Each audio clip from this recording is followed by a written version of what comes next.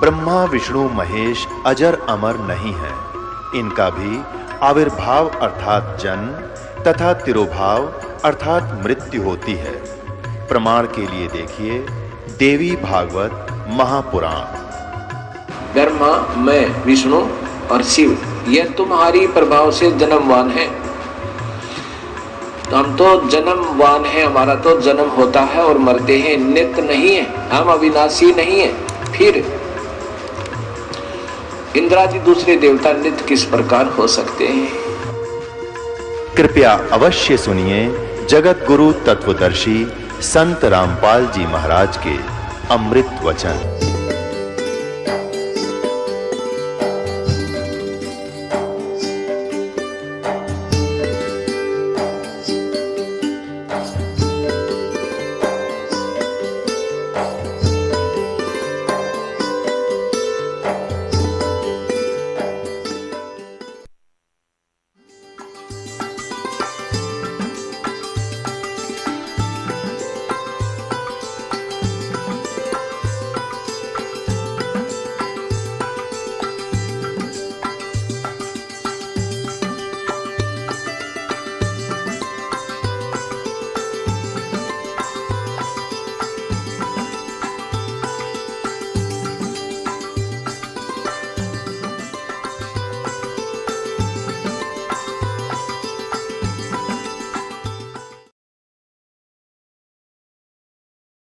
और रविदास जी को और कबीर साहब को सिकंदर लोधी ने अपने ही हाथी की अंबारी में बैठा लिया ऊपर। रविदास जी चंवर कर रहे थे भगवान कबीर साहब के ऊपर, तो सिकंदर लोधी ने कहा कि भक्त आप तो रोज ही सेवा करते हो, दास को सेवा का मौका दो। दिल्ली का बादशाह भगवान के ऊपर एक सेवादार की तरह चंवर कर रहा है और कबीर साहब बैठे हैं और हाथी पूरे मेले में प्रवेश कर जाता है। सब पूछ रहे हैं कबीर कौन है? कहने लगे वो सिकंदर लोधी राजा जिस पर चंवर कर रहा है ये परमात्मा है, ये है वो कबीर जी। सारे मेले में घूम के पुण्यात्मा फिर आगे वहाँ पर जहाँ परमात्मा दूसरे रूप में बैठे थे, केशव रूप में, और वहाँ जब परमात्मा कबीर जी हाथी से नीचे उतरकर टेंट में प्रवेश करने लगे तो अपने आप एक पलंग आया सतलोक से सफ़ेद, और सफ़ेद उसके ऊपर आसन बिछ गया। चारों तरफ हीरे पन्ने जड़े हुए उसकी जैसे गोटे पे में कोया कर ऐसे लग गए चारों तरफ देखते ही देखते, और परमात्मा उस पर विराजमान हो गए। टेंट को चारों तरफ से खुलवा दिया और कम से कम कहते हैं 24 घंटे तक परमात्मा और दूसरे रूप में बैठे केशव, उन दोनों की आपस में वार्ता हुई और लाखों लोगों ने सत्संग सुने भगवान के। वो तो बहाना था, उसके बच्चे हैं, वो सबका पालन वही करता है। भंडारा काशी में कर लेते, घर घर में खिलाना उसी ने है, और उसके बहाने उनको इकट्ठा करना था, क्योंकि परमात्मा के लिए जो निकले हैं साधु संत भक्त, जो कहीं आश्रम में रह रहे हैं या घर पे भक्ति करते हैं, वो भक्त हैं और परमात्मा उनको खोज रहा है, लेकिन ये मिसगाइड किए हुए संत उनको गुमराह रखते हैं। तो वहाँ परमात्मा ने एक तीर से कई शिकार कर दिए, अपना सामर्थ्य दिखाया। भगत ऐसा हो, भगत के साथ भगवान इतनी साथ देता है। और वहाँ सत्संग सुनाया, लाखों लोगों ने दीक्षा ली उस कबीर भगवान से और उनका भविष्य उज्जवल किया। अब जब सारा कुछ काम हो लिया, सब भोजन करा लिया, शेष बचे सामान को टेंट को लाद कर बैलों पर सब बंजारे जो सतलोक से आए थे वो चल पड़े। जब दरिया गंगा को पार करने लगे तो गंगा का पानी घुटनों हो गया, नहीं तो भरी चल थी। सब पार हो गए। सिकंदर लोधी खड़ा है, शेख तकी खड़ा है, केशव और परमात्मा कबीर जी वहीं खड़े हैं, और भी सैकड़ों अंगरक्षक राजा के विद्यमान थे। अब उधर से क्या होता है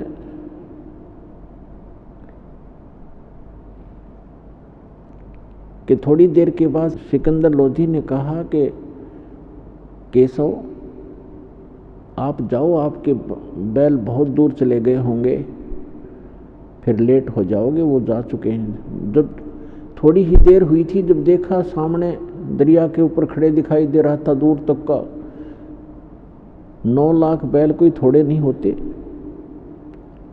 लेकिन थोड़ी देर के बाद देखा तो वहाँ कोई भी नहीं था, न बैल थे न बंजारे थे। तब परमात्मा से पूछा कि कबीर जी, ये कहाँ गए सब बंजारे और बैल, कहाँ गए वो सब बच्चे? परमात्मा ने कहा, हर में हर के दास हैं, दासन के हरि पास। परमात्मा के बच्चे थे, सतलोक से आए थे, सतलोक चले गए। इतने में क्या देखा कि जो कबीर साहब केशव जो खड़ा था, वहाँ से चलकर कबीर साहब में समा गया, अकेले कबीर साहब खड़े रह गए।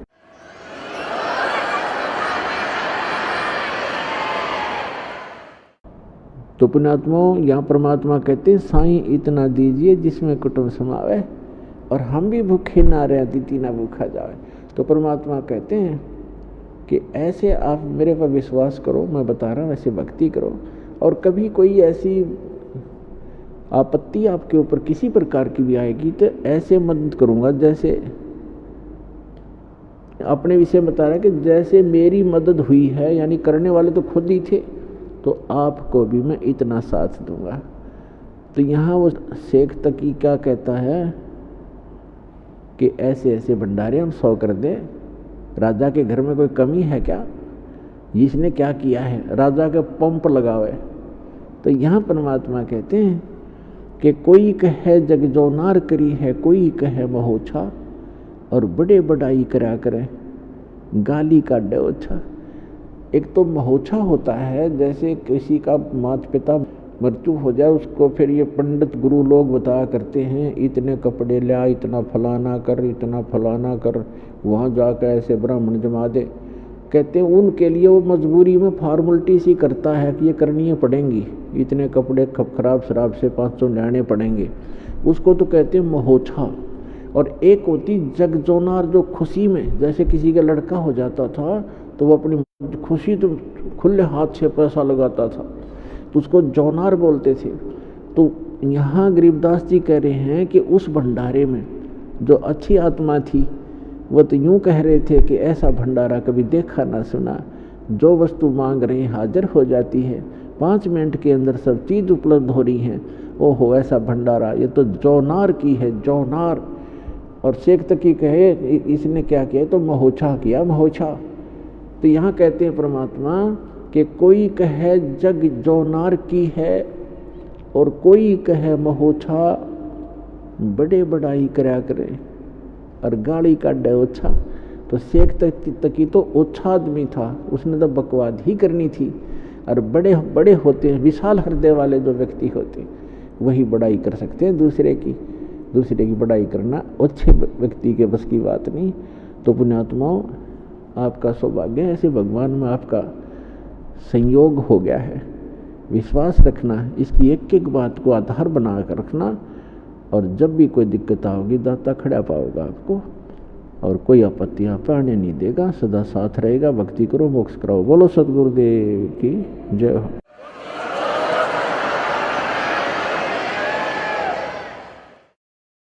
सतगुरुदेव की जय। बंदी छोड़ कबीर परमेश्वर जी की जय। बंदी छोड़ गरीबदास जी महाराज जी की जय। स्वामी राम देवानंद जी गुरु महाराज जी की जय हो।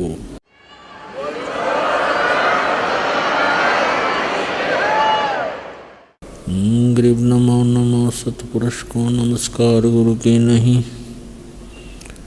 सुर नर मुनि जन साधुआ संतों सर्वस्ती नहीं। सतगुरु साहेब संत सब डंडो तुम प्रणाम। आगे पीछे मध्य हुए तिनको जा कुर्बान। नराकार निर्विषम काल जाल वैभंजनम निर्लेपम निज निर्गुणम अकल अनोवेशंदनम। सोहम सुरति समाप्तम सकल समाना निर्तल। उज्ज्वल हिरंबर हरदमं बेपरवा अथाह वार पार निमध्यतम। गरीब जो सुमर सिद्ध होई गणनायक गलता ना करो अनुग्रह सोई पारस पद परवाना। आदि गणेश मनाऊं गणनायक देवन देवा, चरण कमल लोलाऊं आदंत करूं सेवा। परम शक्ति संगीतम रिद्धि सिद्धि दाता सोई, अवगत गुण अतीतम सत्य पुरुष निर्मोही, जगदम्बा जगदीशम मंगल रूप मुरारी, तन मन अर्पों शेषम भक्ति मुक्ति भंडारी। सुर नर मुनि जन ध्यावे ब्रह्मा विष्णु महेशा, शेष शेष मुख गावे पूजय आदि गणेशा। इंद्र कुबेर सरीखा वरुण धर्म राय ध्यावे, समर्थ जीवन जी का मन इच्छा फल पावे। 33 कोटि धारा जावे से 88, उतरे भव जल पारा कट है यम की फांसी। 33 कोटि धारा जावे से 88, उतरे भव जल पारा कट है यम की फांसी। कर जोरूं विनती करूं धरूं चरण पर शीस, गुरु जी राम देवानंद जी महाराज ने दियो नाम बख्शीश। कोटि कोटि सिजदा करूं कोटि कोटि प्रणाम, चरण कमल में राखियो मैं बांधी जाम गुलाम। कुत्ता हूँ गुरुदेव का रामपाल दास का नाम, गले प्रेम की जेवड़ी जा खेचो वहाँ जाऊं। तो करो तो बावड़ो, दूर दूर करो तो जाऊं। जो राखो तो ही रहूं, जो देवो सो खाऊं। परमपिता परमात्मा पूर्ण ब्रह्म सारी सृष्टि के रचनहार कुल मालिक कबीर देव कबीर साहब कबीर परमेश्वर जी की असीम रजा से आप चंद आत्माएं परमात्मा के दरबार में उपस्थित हुए। भक्ति मुक्ति के दाता सतगुरु भटकत प्राणी फिरंदा, उस साहिब के हुक्म बिना नहीं तरवर पात हिलंदा। उस परमात्मा की रजा के बिना एक वृक्ष का पत्ता भी नहीं हिलता।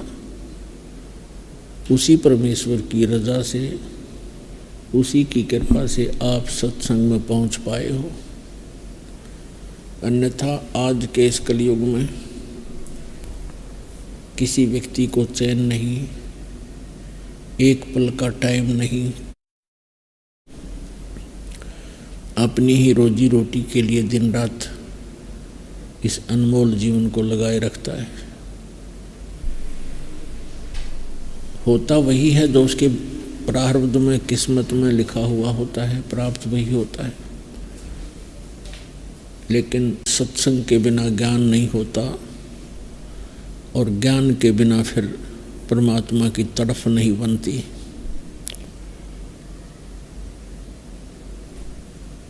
सत्संग के अंदर बहुत ही पुण्यकर्मी प्राणी उपस्थित होते हैं। आप उन पुण्य प्राणियों में से हैं, आप उन पुण्यभागी प्राणियों में से हैं जिनके ऊपर परमात्मा की असीम कृपा है। आपको वो स्थान मिला, आपको वो ज्ञान मिला, आपको वो भगवान मिला जिसके लिए हम अभी तक तड़फ रहे थे। ऋषि मुनियों ने सारा जीवन न्यौछावर कर दिए, राजाओं ने राज भी त्याग दिए, जंगल में जाकर भक्ति के लिए सारा जीवन लगा दिया, लेकिन ये वस्तु उनको नहीं मिली जो आज आपको सहज में प्राप्त हो रही है। धन्य हैं आप और धन्य हैं आपके माता पिता जिनसे आपका जन्म हुआ, क्योंकि अच्छी आत्माओं का जन्म अच्छे ही माता पिता से होता है। तो पुण्यात्माओं, 100 शुक्र मनाया करो परम पिता परमेश्वर कबीर जी का कि हे दाता आपने कैसे दया करी, हम अज्ञानियों को ज्ञान दिया, पापियों का पाप नाश करने का विधि बताई, तरीका बताया। हमने युगों युगों से अपने इस अंतःकरण रूपी चोले को मैल से, गंध से, पापों से सान रखा है, ढक रखा है, इस पर बहुत पाप लथेड़ रखे। अभी तक हमें इन पापों का नाश करने का जो साधन था वो प्राप्त नहीं हुआ था। अब वो सतनाम और सारनाम आपको प्राप्त हुआ है, प्राप्त होगा, हो रहा है, जिससे आपके युगों युगों के पाप भी नाश होंगे, आप निर्मल होगे और भक्ति धनी होकर के आप उस स्थान पर पहुंच जाओगे जहां से आप भी छुड़े हुए हो। आप उस सुख को जो सतलोक के अंदर आपको सहज में प्राप्त था, कोई किसी वस्तु का अभाव नहीं था, किसी वस्तु की वहाँ कमी नहीं थी, सभी पदार्थ आपके सामने भरपूर रहते थे। और इस मन की एक ऐसी आदत है, जब ये सुखी हो जाता है ये बकवादें करता है और उस सुख स्थान को त्यागने की पूरी चेष्टा करता है। उसी के परिणाम स्वरूप हम उस सुखों से भरे उस लोक को त्याग कर या दुखों से भरे लोक में आ गए।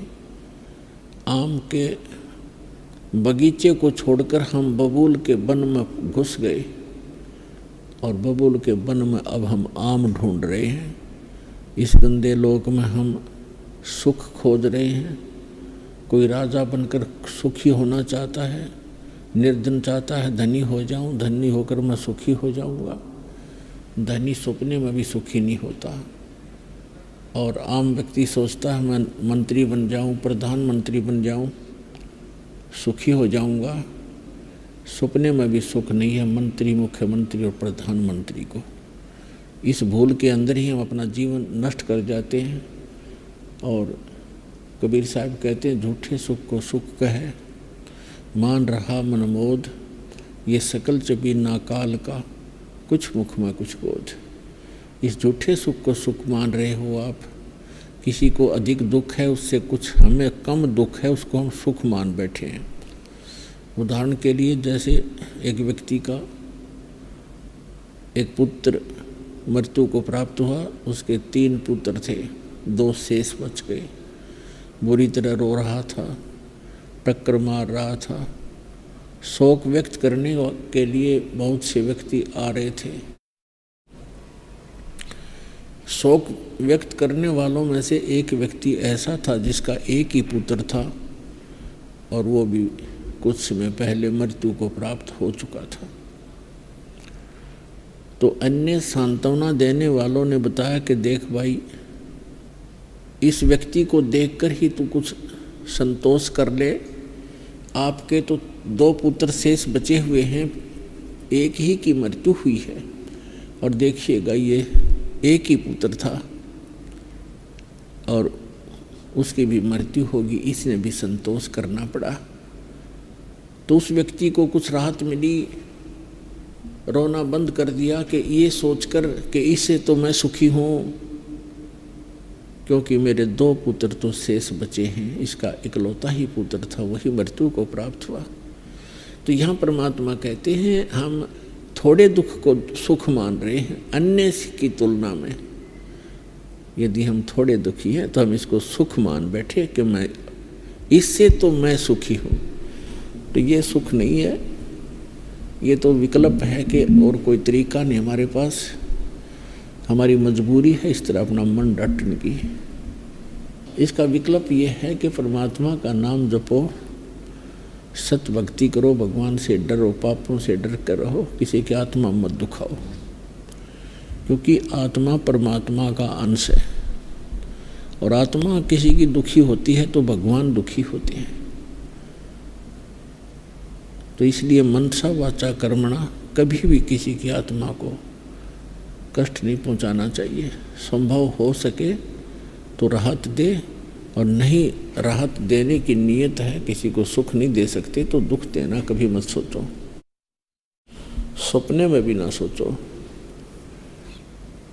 इसलिए सत्संग में आकर के आपको ज्ञान दिया जाता है, समाधान बताया जाता है, भगवान बताया जाता है, उस सच्चा नाम बताया जाता है, जिससे आपका मोक्ष होगा।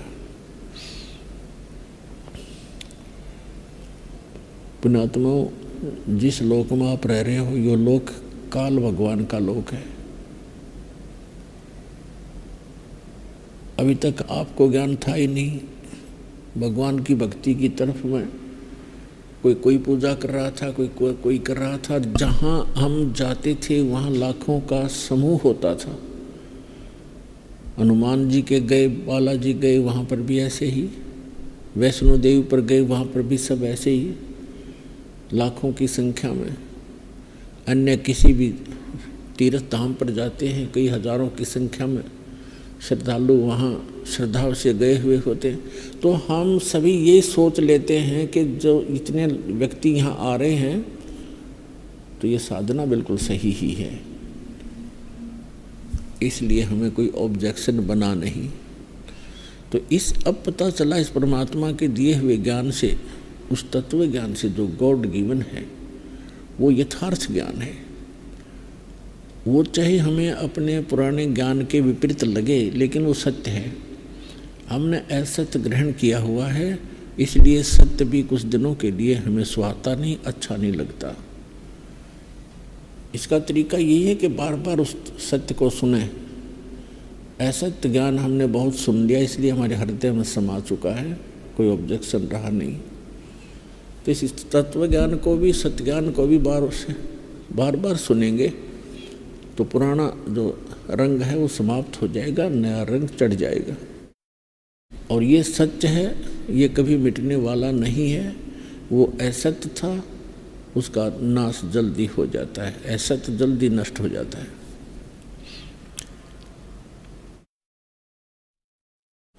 हम जिस लोक में रह रहे हैं ये लोक बहुत खराब है, और आपको अब पता चलेगा इस परमात्मा के तत्व ज्ञान की रोशनी से कि सचमुच ये लोक ठीक नहीं है, ये रहने के लायक तो है ही नहीं, लेकिन मजबूरी है, हमारी व्यवस्था है, हम इससे कहीं जा भी नहीं सकते। हम बांध ऐसे रखे हैं, कर्मों के संस्कार जोड़ के ऐसे रस्से बना दिए जिनका बाहर से कोई दिखाई नहीं देते और अंदर से मजबूती से जकड़े हुए हैं। इनके आधार से ही हम चल रहे हैं। कोई आज किसी भी रूप में कहीं जन्मा है, मनुष्य है या पशु पक्षी है, ये कर्मों के बंधन से बंधे हुए हैं। और जब तक ये कर्मों के बंधन हमारे समाप्त नहीं होंगे हम इस काल की कैद से निकल नहीं सकते। इस काल की कैद से निकालने के लिए स्वयं परमात्मा आते हैं, हमें यथार्थ ज्ञान देना चाहते हैं, लेकिन हम अज्ञान से इतने परिपूर्ण होते हैं कि हमारे जो धर्म गुरु होते हैं वो भी इतने ही अज्ञानी होते हैं, और जिस कारण से हम परमात्मा को पहचान नहीं पाते, क्योंकि हम कोई भी ज्ञान कहीं से सुनते हैं अपने ज्ञान के विपरीत,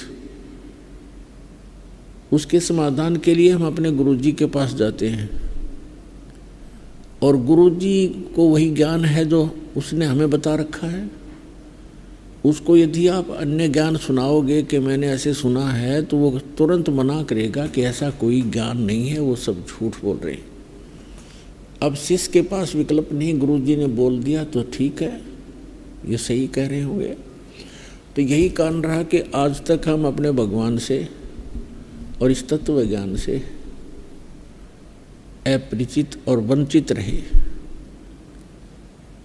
अब परमात्मा ने दया करी सतगुरु आए दया करी, ऐसे दीन दयाल, बंदी छोड़ वृत्तास का, जठरगनी प्रतिपाल। सतगुरु आए दया करी, ऐसे दीन दयाल, और बंदी छोड़ वृद्धतास का, जठरगनी प्रतिपाल। परमात्मा स्वयं एक सतगुरु का रूप बनाकर, तत्वदर्शी संत का रूप बनाकर इस काल के लोक में आए। सतगुरु आए दया करी, ऐसे दीन दयाल, और बंदी छोड़ वृत्तास का। बंदी छोड़ का क्या अर्थ होता है? अमर करूं सतलोक पठाऊं, ताते बंदी छोड़ कहाऊं। काल के इन संस्कारों को, काल के कर्म बंधनों को काट देने वाला, छुड़वा देने वाला बंदी छोड़ कहलाता है, बंधनों से छुटवाने वाला। अमर करूं, ऐसे स्थान पर ले जाऊंगा, परमात्मा कहते हैं ईसत भक्ति करवा के, जहाँ जाने के बाद साधक फिर लौट कर कभी संसार में नहीं आते। अमर करूं सतलोक पठाऊं। सतलोक वो स्थान है जिसके विषय में श्रीमद् भगवद गीता अध्याय नंबर 18 के श्लोक नंबर 62-66 और अध्याय 15 के श्लोक नंबर 4 में वर्णन किया है। उसमें कहा कि गीता ज्ञानदाता ये ब्रह्म है, काल है, 21 ब्रह्मांड का ही स्वामी है। सरपुरुष भी इसी को कहते हैं। ये स्वयं कहता है कि अर्जुन तू सर्वभाव से उस परमेश्वर की शरण में जा, यानी गीता ज्ञानदाता से अन्य है वो भगवान। और ये श्री कृष्ण जी में प्रवेश करके गीता का ज्ञान ये काल भगवान बोल रहा है कि अर्जुन तू सर्वभाव से उस परमेश्वर की शरण में जा, उसकी कृपा से ही तू परम शांति को और सनातन परम धाम को प्राप्त होगा। सनातन शाश्वतम स्थानम, सदा रहने वाला स्थान जिसका कभी नाश नहीं होता, अविनाशी स्थान, हम उसको सत्यलोक कहते हैं। सत्यलोक, अविनाशी स्थान। गीता अध्याय नंबर 15 के श्लोक नंबर 4 में कहा कि तत्वदर्शी संत की प्राप्ति के उपरांत तत्व ज्ञान रूपी शस्त्र के द्वारा इस ज्ञान रूपी अंधकार में की गुत्थी को काटकर उसके पश्चात परमेश्वर के उस परम पद की खोज करनी चाहिए, जहां जाने के बाद साधक फिर लौटकर कभी संसार में नहीं आती। और गीता ज्ञानदाता अपनी सतिथि बताते हुए कहता है गीता अध्याय नंबर 2 के श्लोक नंबर 12 में, गीता अध्याय नंबर 4 के श्लोक नंबर 5 और 9 में,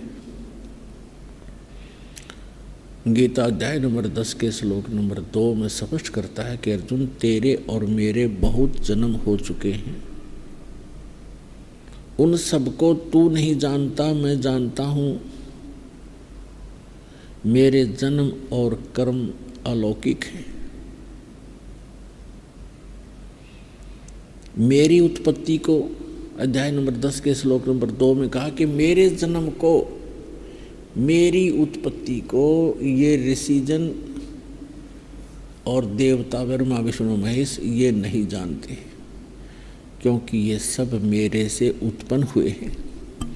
तो जैसे पिता की उत्पत्ति को संतान नहीं बता सकती, दादाजी बता सकते, ठीक इसी प्रकार सर्व ब्रह्मांडों का रचनहार और इन सभी जीवों की उत्पत्ति करने वाला परमात्मा ये पूर्ण ब्रह्म है, सत्य पुरुष है। कबीर साहिब है। श्रीमद् भगवद गीता अध्याय नंबर 15 के श्लोक नंबर 16 और 17 में 3 पुरुष बताए हैं। एक सरपुरुष, सरपुरुष ये काल है, ब्रह्म है, जो गीता का ज्ञान श्री कृष्ण में प्रवेश करके बोल रहा है। ये 21 ब्रह्मांड का प्रभु है, 21 ब्रह्मांड का स्वामी है।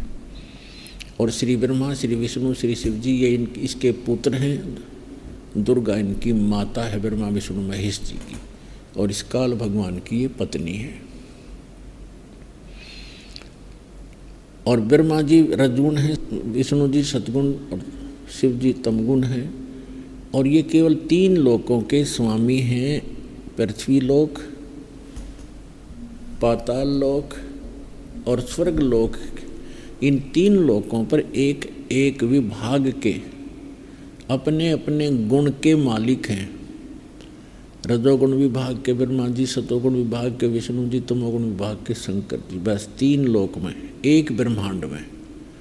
ऐसे ऐसे 21 ब्रह्मांड तो इनके पिता के हैं, जितना ये मालिक स्वामी हैं। इसको सरपुरुष भी कहते हैं। गीता अध्याय नंबर 15 के श्लोक नंबर 16 और 17, गीता अध्याय नंबर 7 के 29, 8 के मंत्र 1 और 3 में और 5 से 10 में ये विवरण स्पष्ट किया हुआ है। अभी बताते हैं।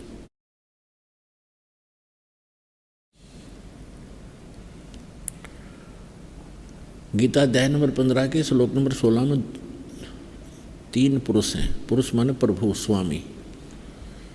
एक सरपुरुष है, ये 21 ब्रह्मांड का स्वामी है। दूसरा अक्षर पुरुष है, जिसको परब्रह्म भी कहते हैं। ये इसको अक्षर ब्रह्म भी कहते हैं, अक्षर पुरुष भी कहते हैं। ऐसे ही सरपुरुष जो काल है, इसको सरब्रह्म भी कहते हैं, 21 ब्रह्मांड का स्वामी। और परम अक्षर पुरुष, परम अक्षर ब्रह्म, ये परब्रह्म कहो और अक्षर पुरुष कहो, ये 7 शंख ब्रह्मांड का स्वामी है। 7 नील पद्म शंख, ये इतना स्वामी है। और ये दोनों सरपुरुष और अक्षर पुरुष तथा इनके अंतर्गत जितने प्राणी हैं, ये सभी नासवान हैं। जीव आत्मा तो किसी की नहीं मरती, वो तो विषय अलग है। इसलिए गीता अध्याय नंबर 15 के श्लोक नंबर 17 में तुरंत कहा है कि अर्जुन, उत्तम पुरुष है तू अन्य, परमात्मा इति उदारते। ये लोक तरम अविश्य विवर्ती अवैश्वर है। तुरंत कहा है कि इन दोनों से, सरपुरुष से और अक्षर पुरुष से कोई और है, अन्य है, जो उत्तम पुरुष है, पुरुषोत्तम, श्रेष्ठ परमात्मा, श्रेष्ठ प्रभु। और परमात्मा इति उदारते हैं, उसको परमात्मा कहा जाता है। परमात्मा की जो परिभाषा होती है, परम माने श्रेष्ठ, आत्मा माने आत्मा। तो श्रेष्ठ आत्मा वही होता है जो किसी को कभी दुख ना दे, केवल सुख ही सुख दे, उसको परमात्मा कहते हैं। तो हम गलती से यहाँ के भगवान इस सरपुरुष को भी परमात्मा कहते हैं। परमात्मा माने हमसे उत्तम है, श्रेष्ठ है, तगड़ा है, बलवान है, इसलिए इसको परमात्मा मानना हमारी मजबूरी बन गई। पर वास्तव में ये परमात्मा नहीं है, सरपुरुष। ऐसे अक्षर पुरुष ये भी परमात्मा नहीं है। परमात्मा केवल एक ही है, परम अक्षर पुरुष, परम अक्षर ब्रह्म, जो सारी सृष्टि का रचनहार है, सबका उत्पत्ति करता है और सतलोक में रहता है। वहाँ से गति करके आता है, अच्छी आत्माओं को मिलता है, उनको ज्ञान देते हैं भगवान, और फिर सतलोक से परिचित करा के उनको अपना गवाह बनाकर छोड़ जाते हैं। उन महापुरुषों का ज्ञान और सभी सदग्रंथों में प्रमाण एक जैसे हैं, तो फिर हमने भगवान पहचानने में आसानी बहुत हो जाती है। तो गीता अध्याय नंबर 15 के श्लोक नंबर 17 में स्पष्ट किया है कि उत्तम पुरुष है तू अन्य, परमात्मा इति उदारते। और ये लोग तरम अवैश्य विवर्ती अवैश्वर, जो तीनों लोकों में प्रवेश करके सबका धारण पोषण करता है। जैसे गीता अध्याय नंबर 15 के श्लोक नंबर 1 से 4 में है कि ऊपर को जड़ और नीचे को तीनों गुण रूपी शाखा वाला ये उल्टा लटका हुआ संसार रूपी पीपल का वृक्ष जानो। जो संत इसके सभी विभागों से परिचित है वो तत्वदर्शी संत है। तो परमेश्वर स्वयं सतगुरु बनकर आए थे, उन्होंने यथार्थ ज्ञान दिया था कि अक्षर पुरुष एक पेड़ है, सरपुरुष वाकी डार और तीनों देवा शाखा है ये पात रूप संसार। तो यहाँ जो 15वें अध्याय के 17वें श्लोक में गीता जी में कहा है 3 पुरुष हैं, उत्तम पुरुष है तू अन्य, 17वें में वो कौन है? इसका प्रमाण हम यहाँ से लेंगे गीता अध्याय नंबर 7 के श्लोक नंबर 29 में। गीता ज्ञानदाता कहता है कि मैं जो ज्ञान दे रहा हूँ अर्जुन, जो इसको आश्रय बना लेता है, इस ज्ञान को आधार बना लेता है। चौथे अध्याय के 32 और 34 श्लोक में कहा है कि तत्वदर्शी संत की भूमिका करने के लिए स्वयं परमेश्वर आते हैं। वो अपने मुख कमल से यथार्थ ज्ञान, धार्मिक यज्ञों की जानकारी, अनुष्ठानों की जानकारी आप ही विस्तार से बताते हैं। वो परमात्मा के मुख से उच्चरित वाणी में, सच्चिदानंद घन ब्रह्म की वाणी में विस्तार के साथ कहे गए हैं। वो तत्व ज्ञान है जो भगवान ने खुद बोला है। उस तत्व ज्ञान को तू तत्वदर्शी संतों के पास जाकर समझ। चौथे अध्याय के 34वें श्लोक। उनको दंडोत प्रणाम करने से, कपट छोड़कर नम्रता पूर्वक प्रश्न करने से वो तत्वदर्शी संत तुझे उस परमात्म तत्व का ज्ञान कराएंगे। तो उसमें बताया है कि तत्वदर्शी संत की खोज कर और वो तत्वदर्शी संत तुझे तत्व ज्ञान का उपदेश करेंगे। तो गीता ज्ञान दाता से अन्य तो वो भगवान है जिसने अवाणी बोली है, और वो ज्ञान अलग है, गीता से अलग ज्ञान है जो वो तत्वदर्शी संत बताओगा। तो ये दास है वो तत्वदर्शी संत। उस परमात्मा ने रजा बख्शी अपने दास पर, आपके लिए इस दास को अनमोल ज्ञान दिया है जो आज तक हमारे ऋषि महर्षि गुरु मंडलेश्वरों को पता नहीं लगा। वो अपना भी जीवन व्यर्थ कर गए और श्रद्धालुओं को भी गुमराह कर गए। अब यहाँ गीता अध्याय नंबर 7 के श्लोक नंबर 29 में कहा कि अर्जुन, जो मेरे इस ज्ञान को आधार बना लेगा, आश्रय कर लेगा और तत्वदर्शी संत की खोज कर लेता है, जरा मरण मोक्षाय माम आश्रित यतन्ति ये ते ब्रह्म तत्विदु कृत्स्नम अध्यात्म कर्म च अखिलम। जो मेरे इस ज्ञान को आश्रय बना लेते हैं, तत्वदर्शी संत की वो खोज कर लेते हैं, वो व्यक्ति फिर जरा और मरण से, जरा माने वृद्ध अवस्था, मरण माने मृत्यु के इस कष्ट से छूटने के अर्थ ही प्रयत्न करते हैं। कौन करते हैं ऐसा प्रयत्न? जरा और मरण से छूटने का प्रयत्न कौन करते हैं? जो यहाँ के संसार की कोई वस्तु की डिमांड नहीं करते, इच्छा नहीं रखते। वो कौन है? वो हैं जो तत्ब्रह्म से परिचित हो चुके हैं और सारे अध्यात्म ज्ञान से परिचित हैं और सभी कर्मों से जो परिचित हैं, वही व्यक्ति जरा और मरण से छुटकारा पाने के लिए प्रयत्न कर रहे होते हैं, प्रयत्नशील होते हैं। अब 8वें अध्याय के प्रथम मंत्र में अर्जुन ने पूछा, किम तत्ब्रह्म और किम अध्यात्म किम कर्म पुरुषोत्तम अधिभूत किम उच्यते। अब यहाँ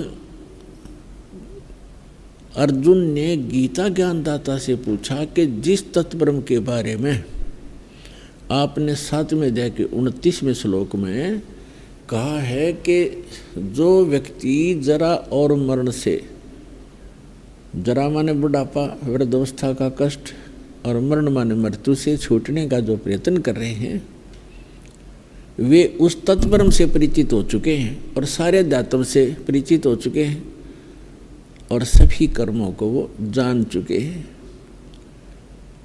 तो वही लोग जरा और मरण से छूटने के लिए ही भरसक प्रयत्न करते हैं अर्जुन ने प्रथम मंत्र में पूछा 8वें अध्याय के कि किम तत्ब्रह्म, वो तत्ब्रह्म क्या है, फिर अध्यात्म क्या है और कर्म क्या है। तो गीता ज्ञान दाता ने 8वें अध्याय के 3 श्लोक में कहा कि वो परम अक्षर ब्रह्म है।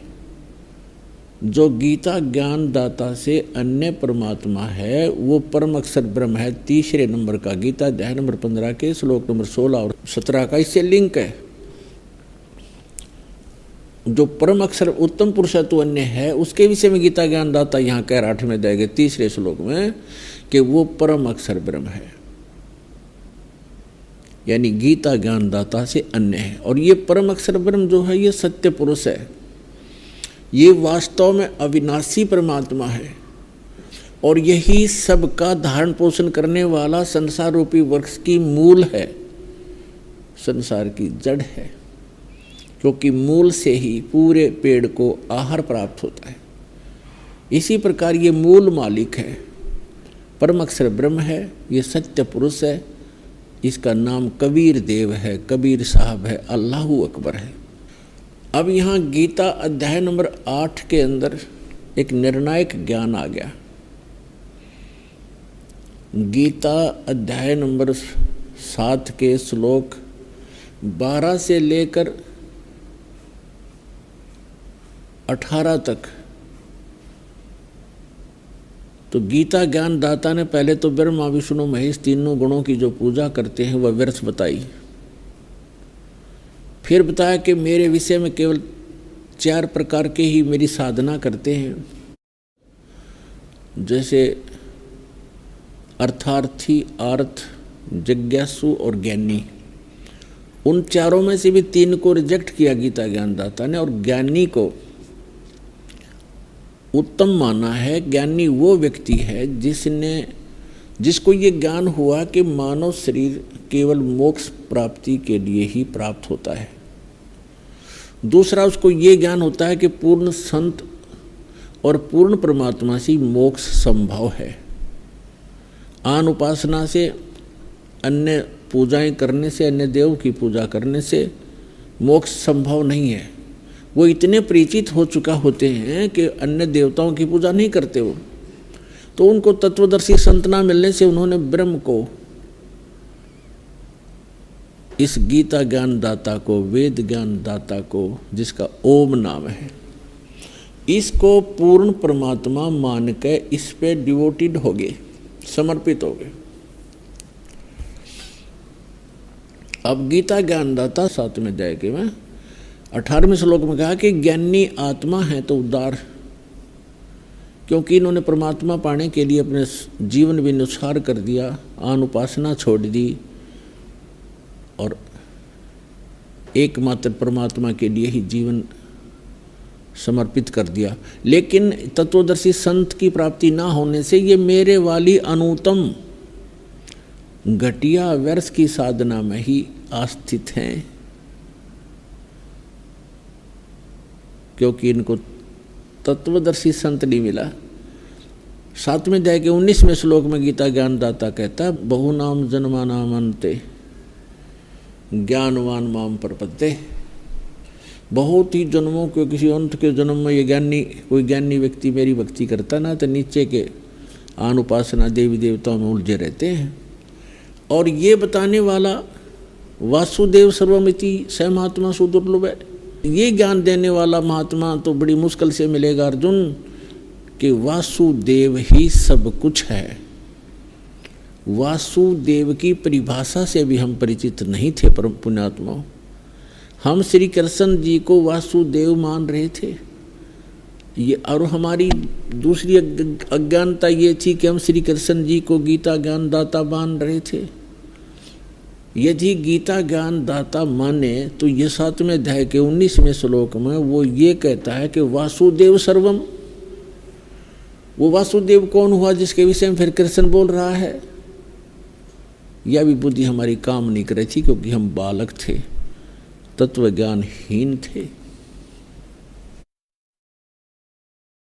तो यहाँ क्या बताया है कि ये गीता ज्ञान दाता काल बोलता है श्री कृष्ण में प्रवेश करके। ये कह रहा है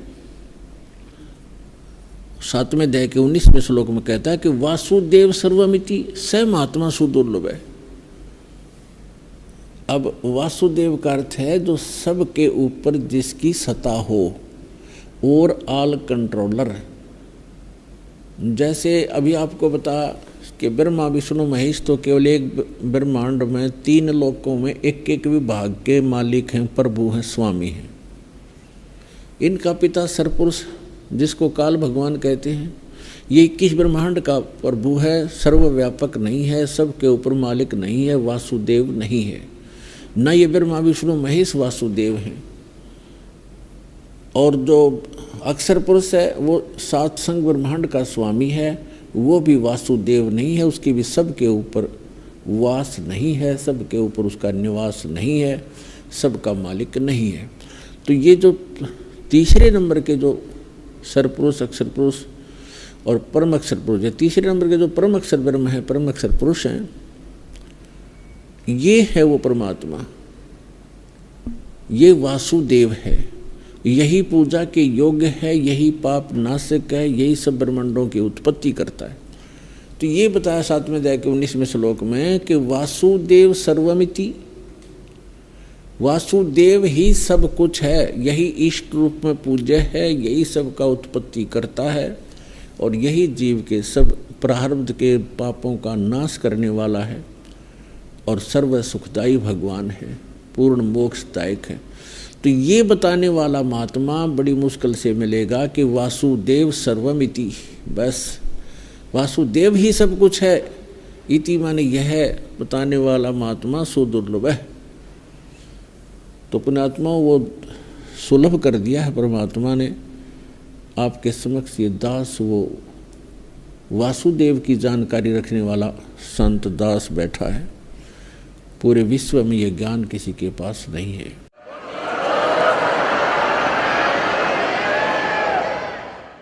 अब इसका लाभ उठाओ। अब हम पुनः आते हैं गीता अध्याय नंबर 7 के अंदर। गीता ज्ञान दाता ने ब्रह्मा विष्णु महेश और अपनी स्थिति बता दी और ये भी स्पष्ट कर दिया कि मेरी जो साधना करते हैं वो भी अनुत्तम है, श्रेष्ठ है। अब 7वें अध्याय के 29वें श्लोक में स्पष्ट कर दिया है कि जो जरा और मन से छूटने के लिए प्रयत्न जो कर रहे हैं, मेरा ज्ञान का आश्रय बना लेते हैं, तत्वदर्शी संत की खोज जिन्होंने कर ली है, उनको ज्ञान प्राप्त हो चुका है, तो वो केवल जरा मन से जो छूटने का प्रयत्न कर रहे हैं वो तत्ब्रह्म से परिचित हो चुके हैं, सारे अध्यात्म ज्ञान से परिचित हैं और सब कर्मों से वो परिचित हैं। अब 8वें अध्याय के एक मंत्र में प्रश्न किया अर्जुन ने कि किम तत्ब्रह्म, उसका उत्तर दिया गीता ज्ञानदाता ने 8वें अध्याय के 3 श्लोक में कि वो परम अक्षर ब्रह्म है। अपनात्मा गीता ज्ञानदाता स्पष्ट कर चुका है कि तेरे और मेरे बहुत जन्म हो चुके अर्जुन,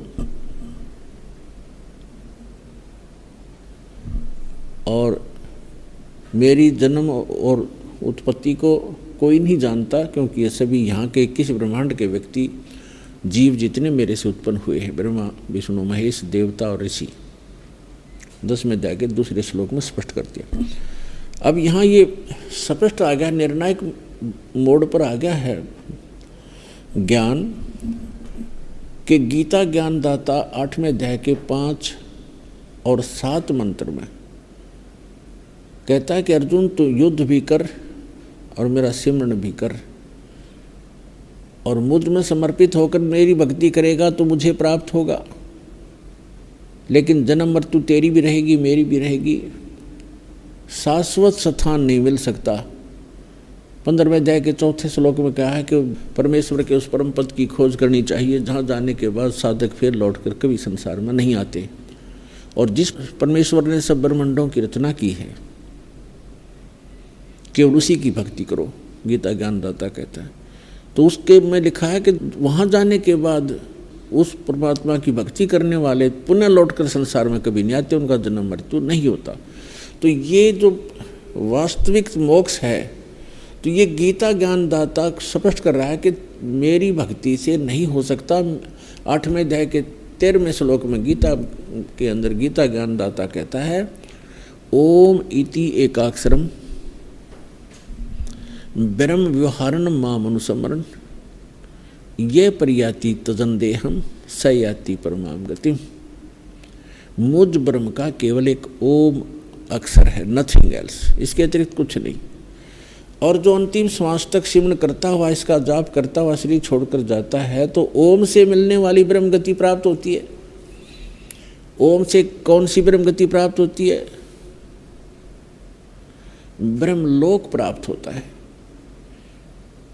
श्री देवी भागवत यानी देवी पुराण के अंदर हिमालय को ज्ञान देते समय देवी जी कहती हैं स्वयं के हिमालय, राजा एक ब्रह्म का जाप कर, ओम उसका नाम है, ओम को पाना उद्देश्य रख और सब बातों को छोड़ दे, मेरी पूजा भी मत कर, ओम का जाप कर और उस ब्रह्म को पाने की इच्छा रख, तेरा कल्याण होगा और तू उस परमात्मा को, ब्रह्म को पा जाएगा। और वो है ब्रह्म, ब्रह्मलोक रूपी दिव्य आकाश में रहता है।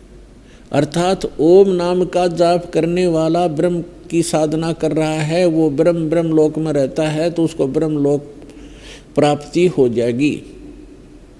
गीता अध्याय नंबर 8 के श्लोक नंबर 16 में कहा है कि ब्रह्मलोक में गए हुए प्राणी भी पुनरावृत्ति के अंदर है अर्जुन, उनका भी जन्म मृत्यु सदा बना रहेगा। तो यहाँ गीता ज्ञानदाता 8 में अध्याय के 5 और 7 में कहता है कि अर्जुन तू युद्ध भी कर, मेरा सिमरन भी कर। मेरी भक्ति करेगा तो युद्ध करना पड़ेगा, शांति नहीं हो सकती। जहाँ युद्ध वहाँ शांति कहाँ। अब 18वें अध्याय के 62वें श्लोक में, गीता अध्याय नंबर 15 के श्लोक नंबर 4 में, 18वें अध्याय के 62वें श्लोक में, 18वें अध्याय के 66वें श्लोक में गीता ज्ञानदाता कहता है कि तू सर्वभाव से उस परमेश्वर की शरण में जा, परम अक्षर ब्रह्म की शरण में। उस परमात्मा की कृपा से तू परम शांति को और सनातन परम धाम को प्राप्त होगा और उस स्थान को प्राप्त कर जाएगा जहाँ जाने के बाद साधक कभी लौटकर संसार में नहीं आते। उसकी भक्ति विधि कहाँ बताइए? 17वें अध्याय के 23वें श्लोक में, ओम तत्सत इति निर्देश ब्रह्मणा त्रिविध समर्थ है, ब्राह्मणा तेन वेदा च यज्ञा च विहिता पुरा।